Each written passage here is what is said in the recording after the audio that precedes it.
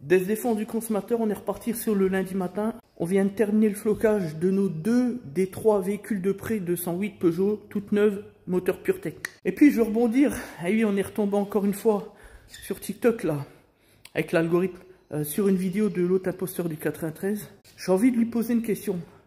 Sinon on n'a pas marre de parler bête, dire des conneries matin, midi, soir et surtout aider des gens alors qu'il n'en a pas la compétence.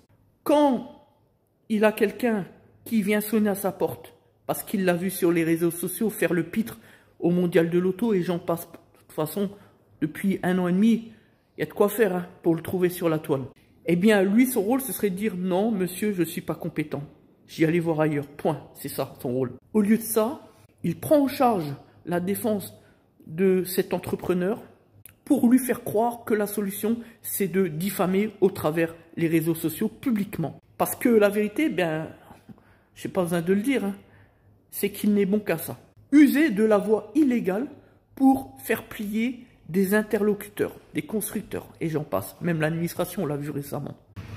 Et l'ironie de cette histoire, c'est que lorsque c'est exactement ce qui lui arrive à lui, il crie au scandale. Lorsque vous avez un litige avec un garagiste, soit vous nous contactez, nous, c'est notre domaine de compétence, soit vous appelez un avocat pour bien vous faire conseiller, mais en aucun cas aller voir ce type de guignol, la larme à l'œil, qui ne cherche d'ailleurs qu'à faire le buzz sur les réseaux sociaux, et ce dans le seul but de vous instrumentaliser.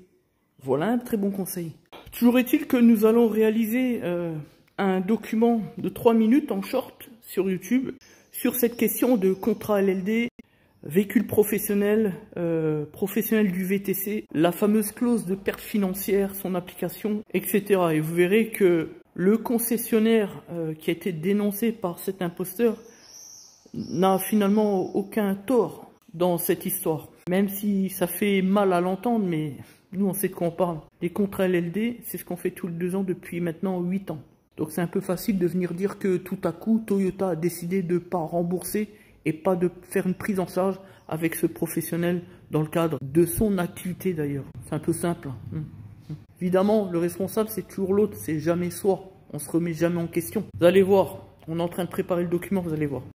Et le truc, c'est que, encore une fois, comme pour l'affaire du financeur Mercedes, rappelez-vous, on n'a même pas besoin de totalement comprendre le fond du dossier pour savoir que l'entrepreneur comme l'individu du 93 sont en tort. En tout cas, dans la forme déjà, et même sur le fond. Je l'ai déjà dit, si on veut faire valoir des droits, on agit en justice. On ne fait pas de la diffamation à travers les réseaux sociaux.